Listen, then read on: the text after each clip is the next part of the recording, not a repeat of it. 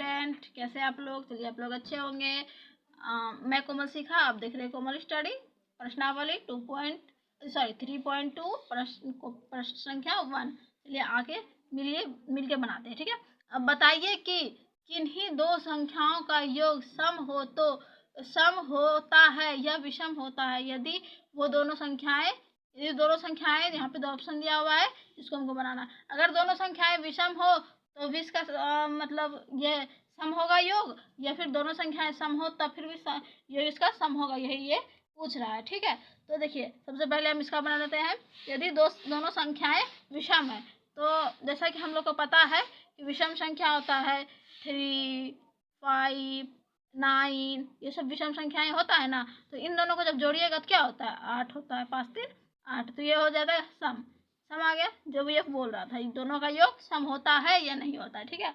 उसके बाद फिर 2 विषम संख्या लीजिए, जैसे 5, 9, तो 9 5 14 होता है। तो ये भी एक सम संख्या है ना। तो ये हो गया आपका आंसर। अब दूसरा देखिए, यदि दोनों संख्याएं सम लेते हैं तो क्या फिर भी इसका योग सम ही आता है? तो लेते हैं 2 संख्याएं सम में से, क्या 2 ले लेते हैं और 8 ले लेते हैं, तो क्या होता है? ये 10 होता है। और यहाँ पे 6 ले लेते हैं और 10 ले लेते हैं, तो ये हो जाता है 16, ठीक है। तो ये भी क्या होता है? ये भी सम ही आ रहा है, ठीक है। तो ये बात मतलब ये इसका सॉल्यूशन हो गया। तो इसलिए हम क्या लिखेंगे? यदि हम सम का योग हो या विषम संख्या का योग हो तो संख्या सम ही होगा, ठीक है। चलिए अब क्वेश्चन नंबर 2 क्या बोल रहा है? बताइए कि निम्नलिखित में कौन सा कथन सत्य है और कौन सा कथन असत्य। बस इतना सा ही बताना। क्या बोल रहा है? 3 विषम संख्याओं का योग सम होता है। 3 विषम संख्याओं का योग सम होता है। चलिए एग्जाम्पल के तौर पे हम यहाँ पे ले लेते हैं और यहाँ पे इसका लास्ट में आंसर लिख देंगे, ठीक है। तो एग्जाम्पल यहीं पे ले लेते ताकि आप लोग को समझ में आ जाए, ठीक है। 3 विषम संख्या बोल रहा है ना, तो 1 भी विषम संख्या है, 5 भी विषम संख्या है और 3 भी विषम संख्या है। तो इन दोनों का योग क्या होगा? 5 1 6 3 9। ये क्या बोल रहा है? सम होता है? तो नहीं होता है, ठीक है।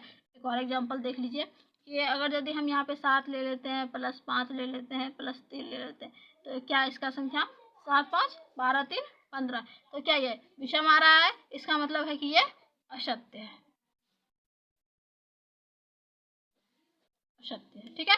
अब देखिए, 2 विषम संख्याओं और 1 सम संख्याओं का योग सम होता है।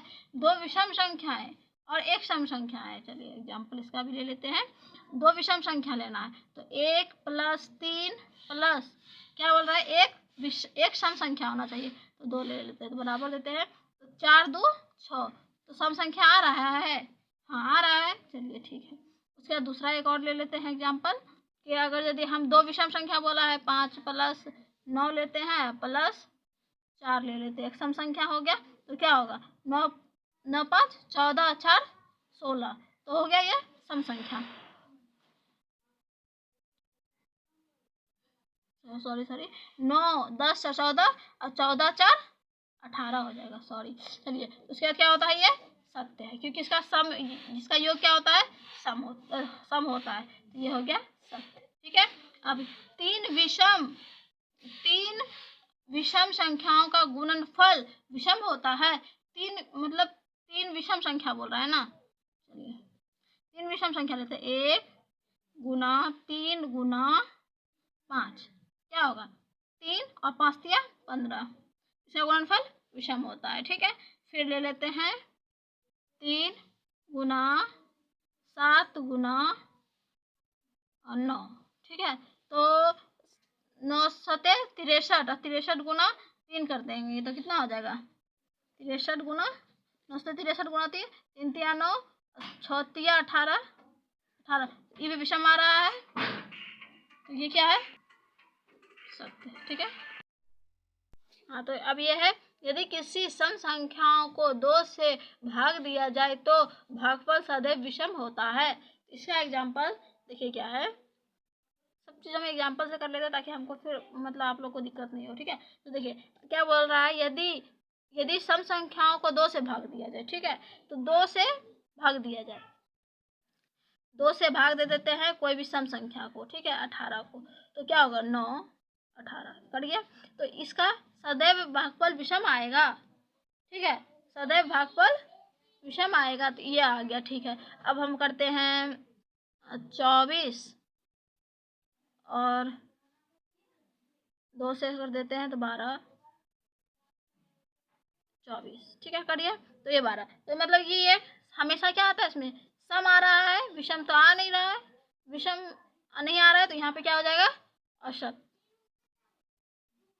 सदैव नहीं आएगा, क्योंकि कभी देखिए सम आ रहा है कभी विषम आ रहा है, तो ये हो जाएगा असत्य। ठीक है, चलिए, सभी अभाज्य संख्याएं विषम होता है। देखिए सभी अभाज्य संख्याएं विषम होता है, तो देखिए हम लोग का क्या आता है, अभाज्य संख्या होता क्या है, अभाज्य संख्या वो होता है जैसे कि केवल अभाज्य संख्या सम नहीं होता है, सम होता है यदि कि सभी अभाज्य संख्या विषम नहीं होता है, क्योंकि देखिए अभाज्य संख्या में तो बहुत कुछ आ जाता है, जैसे कि वो 2 भी आता है, अभाज्य संख्या खुद से भाग लगे और दूसरे से भाग ना लगे। ठीक है, तो इसमें यह असत्य हो जाएगा।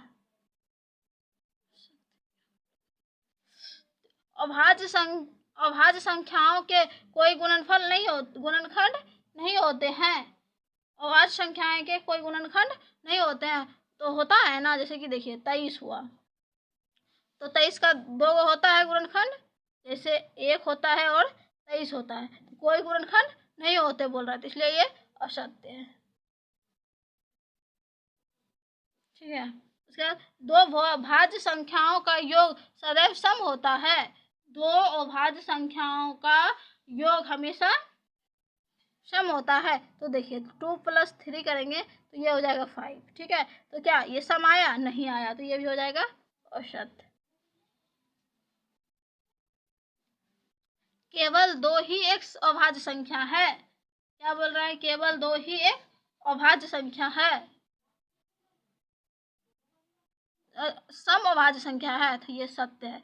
हाँ, 2 ही है जो केवल सम भी है और अभाज्य भी है। ठीक है, तो आगे क्वेश्चन के लिए 2 और क्वेश्चन है, इसको हम लोग इस वीडियो में सॉल्व कर लेते हैं। सभी सम संख्याएं भाज्य संख्याएं होती है, सभी सम संख्याएं भाज्य संख्याएं नहीं होती है। ठीक है, तो ये हो जाएगा असत्य।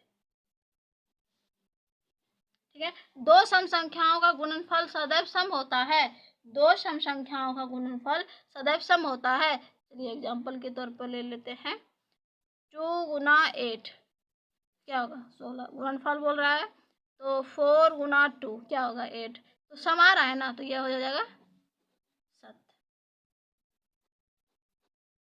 अगर आपको वीडियो समझ में आ रहा है तो लाइक कीजिए और दोस्तों के साथ शेयर भी कीजिए, और अगर यदि कहीं भी डाउट हो तो कमेंट्स करके ज़रूर पूछ ले।